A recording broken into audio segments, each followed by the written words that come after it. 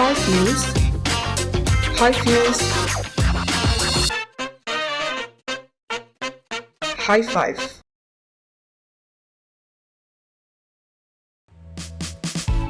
Hai sahabat Kompas.com, High Five kembali lagi dengan berita dan informasi terpopuler hari ini. Dan inilah 5 berita terpopuler edisi 27 Juli 2022.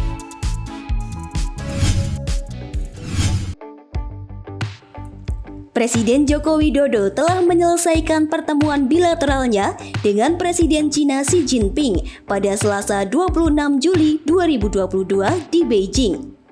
Dalam pertemuan ini, kedua negara sepakat menandatangani nota kesepahaman untuk 7 kerjasama, meliputi sejumlah bidang, mulai dari bidang kesehatan hingga ke sektor ekspor produk.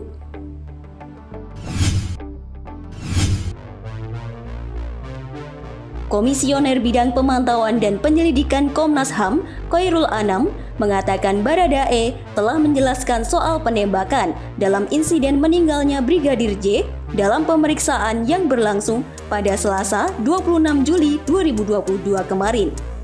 Akan tetapi, Anam enggan menjelaskan secara gamblang mengenai detail penembakan itu.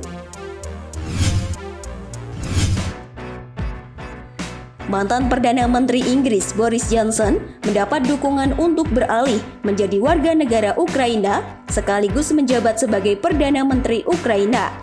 Sebuah petisi untuk memberikan Boris Johnson kewarganegaraan Ukraina dan menjadikannya sebagai Perdana Menteri Ukraina telah mengumpulkan lebih dari 2.500 tanda tangan dalam waktu beberapa jam setelah dipasang di situs petisi resmi Ukraina pada Selasa 26 Juli 2022.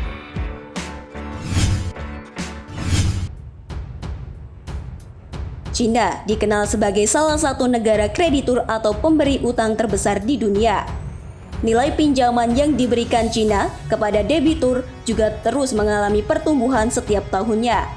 Pinjaman yang diberikan Cina ke negara-negara berpenghasilan rendah dan menengah tercatat memiliki total nilai mencapai 170 miliar dolar AS atau setara dengan 2.550.000 triliun rupiah pada tahun 2020.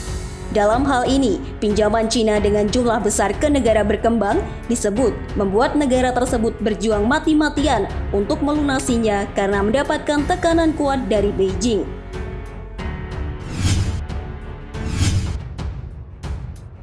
Pemimpin Likud, Benjamin Netanyahu, pada Selasa 26 Juli 2022 menuduh Perdana Menteri dan Menteri Pertahanan sekaligus saingan politiknya, Yair Lapid, telah salah mengatur hubungan Israel dengan Rusia.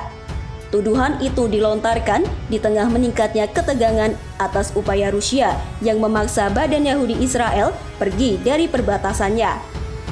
Pada konferensi pers di Tel Aviv, Netanyahu mengatakan selama bertahun-tahun hubungan Rusia dan Israel tak bermasalah.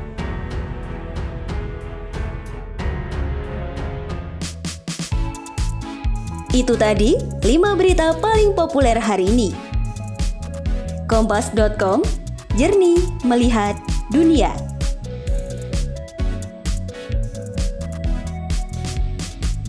Five News, High Views, High Five.